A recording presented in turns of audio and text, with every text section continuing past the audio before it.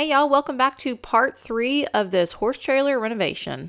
I feel like I've started off every video in this series apologizing that it's been so long since the last video, and I'm going to do it again because it has been quite a bit since I uploaded a video for this series, and that's just because my brain has too many things going on at once, but I am trying to get through the footage as quickly and efficiently as possible, even though it doesn't seem very quick and efficient to most people. So I'm sorry, but here's another video.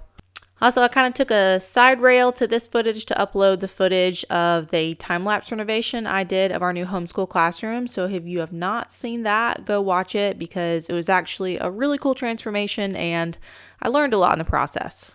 Okay, let's go ahead and get started. So right now I'm just taking all of the staples out. I like to remove the staples and nails versus hammering them in just because I don't like hammering. It seems easier to just take them out to me. There are a couple spots on the ceiling that's rotten, as you can see right there. I'm just going to go ahead and take this off. This is just the supports for the cabinets, and the cabinets were rotten and it kind of just soaked up into the ceiling. So I'm going to go ahead and take this off. And then, so this is funny. I'm kind of at a point where I need to work on the roof, and I thought my little ladder would do the trick. And obviously, as you can tell, I am not tall enough and my ladder is not tall enough. So I needed to bring out the big ladder, and I didn't want to do it in the first place because I had to drag it all the way across the yard. But as I was doing that, I found this little cutie in my yard. I have no idea what kind of snake it is. I've actually seen this snake several times in my yard, and they've all been really small like this. So if y'all know what kind of snake it is, let me know. It didn't look like it had a triangle head. It almost kind of looks like a baby copperhead, but it doesn't have the triangle head, and it's not brownish like I thought it was going to be. So anyway, I kind of just poked it and then yeeted it across the fence. All right, so now that I have my ladder, I'm going to go ahead and set it up, and I'm going to reseal the roof before I start to put my new ceiling panels up because obviously I don't want to get the ceiling panels wet in case the roof is still leaking, which I know the roof is still leaking for several reasons actually. One, there's lots of water damage on the inside, and two, this roof has absolutely no sealant on it, so I know it's leaking. Now, I already have gone through most of this footage already, and so if you want to see a full instructional video on how to reseal the roof of your aluminum horse trailer, I actually have another video on my channel that I've already gone through that process. Now, this metal horse trailer roof was a little atypical for two reasons. One, because there wasn't really any sealant on the outside trim pieces, which is very unusual. And also, it was one giant sheet of aluminum. It wasn't like multiple sheets of aluminum that were riveted together. And so that kind of made this a little atypical. It actually made my life a whole lot easier that it was this way because there's less seams to scrape sealant off of and less vents. But yeah, it was not great for waterproofing because literally this entire roof had leaked since the day it left the factory.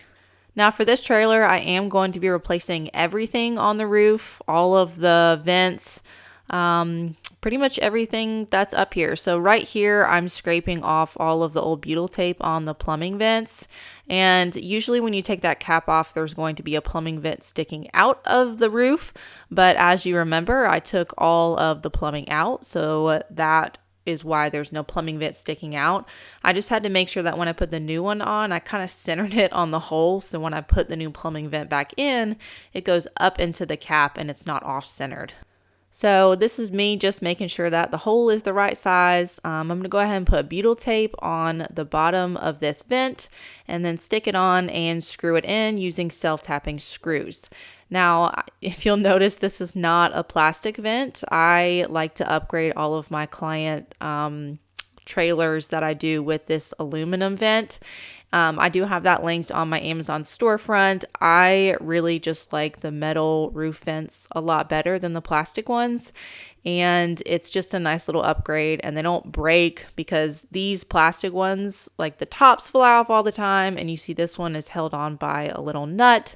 There's a million reasons why I like these better. And for the cost difference, it's literally like $3 or $4 more expensive per vent. I think it's maybe like $11 total for the one vent, which is totally worth it to me to have something that's going to last and that the cap isn't going to fly off.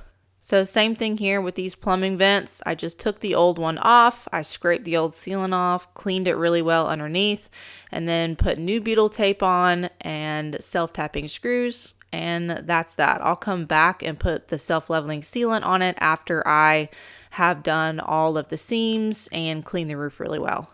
All right, so on the front section, there actually was a little bit of lap sealant on the front part right here. As you can see, they just covered the rivets, and you see how easily it's coming off. It literally just pops up. It should not be able to do that. So this stuff was way past its expiration date. I don't know who put this stuff on, but it's kind of weird to me that they put it on the rivets and not on the actual seam of the aluminum itself, which seems a little counterintuitive to me, but what do I know, I guess. Same thing with the vents back here where the horses are. I'm just going to scrape all of this off. Now these vents where the horses are, they're actually, I don't know if you can see in the video, but the white kind of goes all the way up. And so when they install these, they install them, I think it's like from the inside up, and then it gets riveted in. And so there's this weird like gap that you have to fill with sealant. So I end up taking, it's like a huge chunks of sealant that come off with those, peel it all up, and then I just put new sealant on top of that. Now this one has some type of like coating or something painted around the vents, which that literally does nothing. I don't know why people do that. So I'm just kind of scraping all the extra sealant off and making a little bit, it just scrapes it up a bit to just make it adhere better, and I can clean it better and it gets all the dirt off of it. This is just a regular wire brush. Now I know I'm going to get some horse trailer people in here that are like, oh, I coated my roof, it's waterproof, I coated it with something to cover the aluminum. And I'm just going to let you know, one, aluminum doesn't rust, and so really the only advantage to coating your entire roof with something white is the reflective properties of it. So it's supposed to make the inside of your trailer cooler. So if that is something you're looking for, then yeah, absolutely. Go ahead and coat it and paint it. They do make special coating for it. You can't just use any type of coating for a metal roof. Obviously, don't forget sunscreen because you will get burnt. I've got burnt so many times from being on these roofs. And sunglasses because your eyes are going to hurt after staring at the white and the aluminum. Anyway, so moving on, I'm going to go ahead and wash it. You're also going to get a lot of conflicting opinions about how to wash the roof of your trailer. I don't like to use anything abrasive on the roof because if you use something abrasive on the roof, oh yeah, I found a rock in the handle of my sprayer, which is why it wasn't working. I guess one of my kids put a rock in there. Anyway, I just use Dawn dish soap and water. That's literally it. Because if you use something that's more abrasive, what's going to happen is it's going to run down the sides of your trailer. And when you're not there to clean it off every step of the way, it's going to start to eat away at the paint on your trailer or whatever else is on your trailer. And it's going to make the sides of your trailer look really ugly. And I think that soap and water does the trick just fine. And I am not coating this roof with the white roof coating, and so it doesn't have to be perfectly clean. I really just want to get the dirt and the grime off. That way when I go to put my new lap sealant on all of my vents and all of the sides of the trailer, I get a good adhesion because it's nice and clean. Now, for those of you who are curious, if you do want to coat your roof of what I use, Dicor has some really good products for metal roofs. They actually have like a metal roof coating that I like to use. The only catch with that is if you have an aluminum trailer, you can actually just clean it really well and then coat it. But if you have something that's not aluminum and you have rust, there's actually a primer that you use to cover the rust. You like sand the rust down, coat it with the primer, and then you can put the metal roof coating on top of that. But most of my clients have aluminum trailers for their roofs, and so I don't have to use the primer, which makes my life a little bit easier.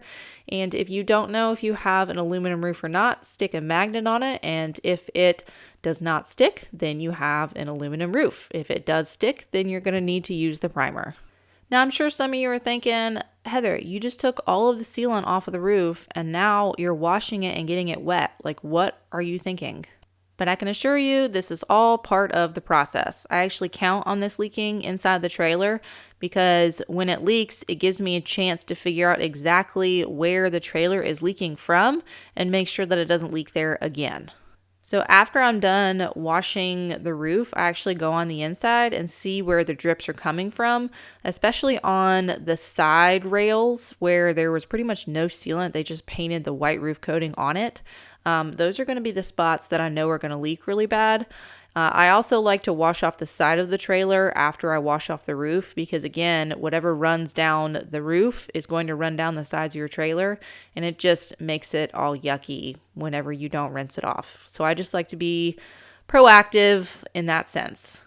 All right, so now you can see all of the spots where it has been leaking. This is the side of the trailer. You see the drips are just like coming down. And I'm kind of matching up where the drip is and where some of the framing looks a little yucky because then I know that's exactly where it's been leaking, and I can reseal it and just double check to make sure that it's not leaking there anymore. And these leaks were actually really bad. Like this trailer was so bad. You see all the water on the floor right there, and that's exactly why this floor rotted out, which I'll get to in the next episode, because the floor actually I found out was not coming from the roof like you think it would. So while I'm waiting for the roof to dry, I'm going to go ahead and prep this for my new ceiling panels. I need to get any of the old like staples and glue or anything else like that off of my framing pieces and make it nice and clean so when I put the new pieces on, I don't get snagged up on any of this trash that's on there. So same thing for the front of the trailer. I'm just going to make sure that everything is cleaned up. This is also a good time to go ahead and just inspect your wires to make sure that nothing's damaged or some type of rodent didn't get in there and chew on your wires and all that fun stuff. I typically don't test anything before I start demoing. And if I was smarter, I probably would just test it all before I actually took anything apart. But 9 times out of 10, I just don't like doing that because everything is usually pretty wet and yucky, and sometimes they won't work anyway. And if I can just visually inspect the wires, then I would know if there was going to be a problem later on electrical wise, because if the wires are connected, there's really no reason why all the electricity shouldn't work and all the circuits shouldn't be completed. Now I did have 2 small pieces, one on each corner of the front part of the trailer, that the water damage was just too much for me to justify keeping any of that stuff. So I'm going to go ahead and cut this out and rebuild it and then kind of piece it back in to the original framing. And surprisingly, this was really the only section, other than that some of the yucky stuff that I pulled off at the beginning of the video. The rest of it was actually okay. So I want to go ahead and get all of the roof sealant on before I put the ceiling panels up so I can make sure that there's no leaks. But before I do that, I actually like to get my air compressor and blow off the roof after I know that it's dried. And my reasoning for that is sometimes these rivets can trap water in them, and I don't want, like if you see right there, when you blow the water on it, blow the air, it blows the water out of the rivets in any of the little spaces, because I definitely don't want that water getting trapped in there before I put my sealant on. Okay, now that it's dry, I'm going to go ahead and apply my sealant. So this is a self-leveling sealant. This is the Dicor brand. I also do like the Rec Pro brand, but I needed this kind of in a hurry, and this is what Amazon had. Rec Pro usually takes a few days to get to me, and I can usually overnight or maybe like 2-day the Dicor stuff, so that's why I'm using this one. Now, I want to note that this is the self-leveling. They do have like a non-sag, like there's one that doesn't level, but you want the one that is self-leveling. And when I actually speed up the video in, I think it's this one, you can actually see how it kind of like expands and self-levels itself. And that's exactly what you want to see in your sealant. Also, I bought myself a new tool for this because I had just done a horse trailer a week before this, and horse trailers require a lot of sealant, and this is an automated caulking gun, and it is literally one of the best tools I have ever bought. Not this specific one though, because after I used it for this trailer, it even ended up jamming up and then not working again. I couldn't put the cartridges in. And so I returned it and I bought a different one, and that one has been great. So I do caulk just about everything. No, not just about everything. I do caulk everything on the trailers. So any rivets, any individual rivets, they will each get their own sealant. Any seams will get sealant. You pretty much just want to cover every joint that's on the trailer, because if not, it will end up leaking. And I know this may seem like a lot, but expect to go through quite a bit of sealant. Depending on the size of your trailer, at least 12 to 20 tubes. Sometimes longer trailers, I've used more. Okay, so now that the sealant is on the roof, I'm going to go ahead and repair those edges that that I had just taken off before. I do want to make note that I am eventually going to replace the other vents that are on there. I just haven't got that far yet, and I know those are not currently leaking, and so I'm just waiting for the supplies to come in before I replace those, which is why I didn't do it all together. So this is just some pine board that I cut down to size, and I'm pretty much just making the same shape that the one that I cut off is. And that's really all there is to it. I don't particularly like how they designed this trailer with the furring strips, and I don't like how they designed it. But I'm not going to redo the entire roof just because I don't prefer the way that they designed it. It's still structurally just fine. I don't do it this way when I do conversions. I do it totally different, but that's okay. So this is pretty much the little model that I have right here. I'm just plopping it in there and then screwing it into the new framing. I do suggest drilling pilot holes, because if not, you will split the framing that is currently there. Ask me how I know. So I'm going to do this side and then do the exact thing to the other side. And that is pretty much that. And I repaired, there's a little spot in the middle right there that I'm going to add a piece of wood to, just to join it all together. I don't think it's absolutely necessary, but I feel like it makes me feel better, so that's why I did it. All right, so now I can go ahead and start measuring and cutting my ceiling panels. I'm going to start with the front and work my way to the back. And the first one is always the hardest to get in, to make sure that it's square, because if your first one isn't square, all of your other ones are going to be off, and then it's just going to be a mess. So I like to spend a little extra time on my first cut just to make sure that it's completely straight, because if not, we all know what happens. Now I do want to say, between the time period that I finished the sealant and that I'm putting these panels up, I did water test the roof and it did not leak, which is why I'm giving myself the okay to go ahead and start putting these ceiling panels up, because I'm fully confident that there are no more leaks, which is fantastic and exactly what I want. Now, I know you guys have seen me cut panels a million times. Actually, maybe some of you haven't. There's a lot of new friends here, but these are the tools that I like to use. So I have a circular saw, I have my saw guide, and I have these two little clamps, and it's super easy. I just measure how many inches I need. Say I need a 70-inch piece, and then I make a mark 1.5 inches before that. So that would be 68.5, and that is where I put my saw guide, and then I cut, and it's perfect every time. And I do 1.5 inches because on my saw, that's the distance between the guide and the blade. So I need to give myself that little bit of buffer. That way my blade matches perfectly with my 70-inch cut.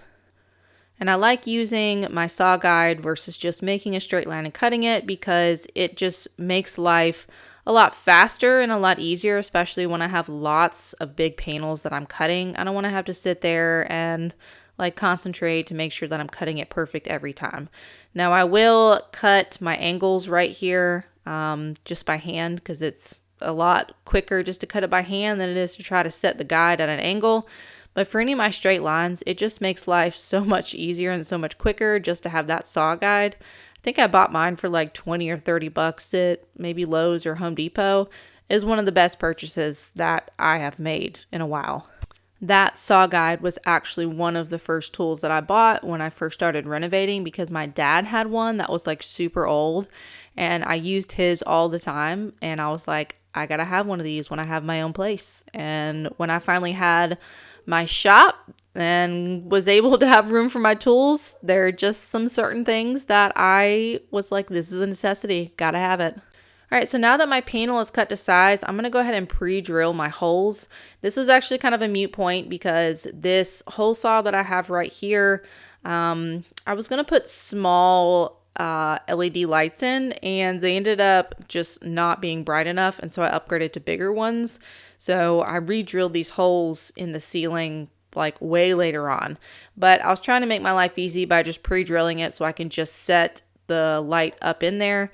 I also filled in some of the little imperfections while it was like down on my workshop table instead of up in the air. So that's one disadvantage of buying from Builders Discount Center sometimes, is that usually there's one side that is a little bit more unfinished than the other, but for the price difference, it's totally worth it. So I'm going to go ahead and do a little test fit, just because this is my first piece and I want to make sure that it fits perfect. So I'm going to bring that in, do my test fit, and make sure everything is the way that I like it before I do construction adhesive and staples. And for anyone wondering, this is just 5mm underlayment. You can also probably do 1/4-inch plywood and that would be fine. But the 5mm underlayment is just typically cheaper. I think I spend like $17 or $18 a sheet on this at Builders Discount Center. And if you buy the same thing at Lowe's or Home Depot, it's about $30 a sheet. So just keep that in mind when you're trying to buy supplies. If you have a local place you can buy this stuff, it's typically going to be significantly cheaper. All right, so now I can go ahead and put my construction adhesive on and then slide my panel into place. The hard part is always getting the wires fed through while trying to hold the panel up, especially when I'm doing it by myself. But I feel like I've done it so much that I have it down to like a little bit of a science. So I typically like to just tack it up there, and then I'll come back and really just start like tapping everything into place and making sure that it's perfect. And I'll run a board from one side to the other so I can mark where my framing is. If you have two people, you can use a chalk line, but I don't ever have two people, so that's why I just use that piece of wood. Tack everything up there, and then that's that. I am ready to put the second piece on. So I'm going to repeat the same process for the second piece, just make my measurements and measure my holes where I'm going to have my light fixtures and any speakers that I have. I do believe this panel has a speaker in it, and just anything else that I'm going to randomly throw in there, which does happen very often. I'm like, oh, you know what? I should put this right there while I'm thinking about it. So I'll just draw that out on a piece of paper, and you guys have seen me do that lots of times. I just make myself a little map on a piece of paper, and I see I have my little helper here. That is my 5-year-old. He's always investigating something in the shop and making messes with me. Okay, so this panel is actually going to be a little bit easier because it's just a giant rectangle. So I am pretty much just cutting the width off of this. This one, I think the length is still 4 feet, or at least I try to keep it like that if I can, if the framing allows for it. So I will just cut it, again, using my circular saw and my saw guide. Just makes life a lot easier. I will say with these 5mm underlayment panels, they are very flimsy, and so sometimes I have to clamp them down to my workstation just so they don't like move and scoot when I'm trying to run my saw along them. But I guess that just comes with the territory. So now I can go ahead and make my reference marks, and this is going to be where the lights and all that fun stuff goes. I do have a template that I'm going to use for my speakers. Sorry, I don't know why that word didn't come to my brain. So I'm going to just use that as a little guide. I do like pre-cutting my speaker holes just because they're really big, and it's kind of a pain in the butt to cut them up in the air. And so I just like to pre-drill them. And so these two right here are going to be like LED lights, and I do cut these face down. So the bottom part that's underneath, like hitting the table, is actually going to be the top side. So that's what you're going to be seeing. And then the part that I'm working on is the inside of the ceiling that you're not going to see. So that's why I start by pre-drilling, and then I go from the underneath and I finish the drill, just so the drill doesn't like splinter out the wood on the other side, because I do want it to look nice once I put it up and not all splintered. All right, so I pre-drilled the hole for the speaker, and then I actually put my template on top and traced the outside. And this is just because I didn't have a circular bit that was that big. And so if I had a bit that was that big, I would have just used that one. But I think I only have a 6-inch hole saw, and that was not big enough for the speaker. Okay, so now that it's cut out, I did test fit it before. I just didn't include that for whatever reason. I'm going to go ahead and put construction adhesive all along my framing pieces. I always like to put construction adhesive. I feel like it gives it a little extra durability than if you didn't. And especially if you're like going down the road and you don't have enough staples in there, the panel will start to sag. So I always use construction adhesive, but that's just my personal preference. Now I'm going to feed the wires through, and again, this is probably the most difficult part of the whole thing, especially when you have a wire that they aren't all together like this one is. There's like one way over on the other side, and trying to like reach my hand over there and shove all the wires in is quite an interesting task. But I got it, and I'm going to go ahead and tack this side up. So I like to start tacking on the side that's meeting the panel that I already worked with and installed, just to make sure that's a nice, smooth, and seamless joint, and that it's not like way off and lopsided. And these are just 1.25" crown staples that are in my staple gun.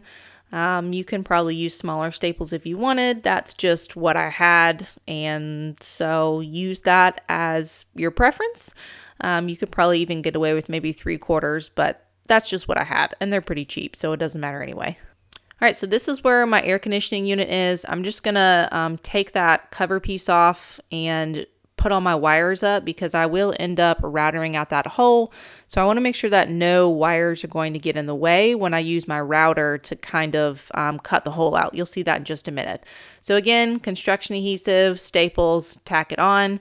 Make sure all your wires are through, and make sure everything is straight. If something looks a little lopsided, you can use a hammer like I did there. I think I actually missed a staple, which is why I went and I tapped it in. So if you miss a staple in your framing, you can usually get a piece of wood and put it up against the edge and tap the piece of wood, unless it's like really minimal. So usually I like to make a reference hole on where the actual hole is that I need a router. But since it was so close to the edge, I kind of just took a guess and knew where it was. If it's in the middle of the panel, I would definitely suggest making like a pilot hole just like that, so you know where the hole is and you can kind of take the guesswork out of it. But this one was so close. So this is my router with a flush trim bit on it, and it really just guides along the framing. I know y'all have seen me use routers a million times. This is literally one of my favorite tools. I know I keep saying that, but I have so many favorite tools. This one really tops the charts though, because look how easy that was. I don't have to sit there with a multi-tool and try to figure out if I'm going to cut the wrong space or not, or if I'm going to overcut or undercut. And then I can just go ahead and staple in around that framing, and it's just as simple as that. It just makes life so much easier. All right, so after I have that done, I can go ahead and move on to my next panel. I'll just pull these back out just to make life a little bit easier, I guess, because I do end up replacing the AC unit. Not till the end though, because I didn't realize that it didn't work until the end. But anyway, that's a story for another day. So again, construction adhesive, pull the wires through, try to line it up with the edge of the panel.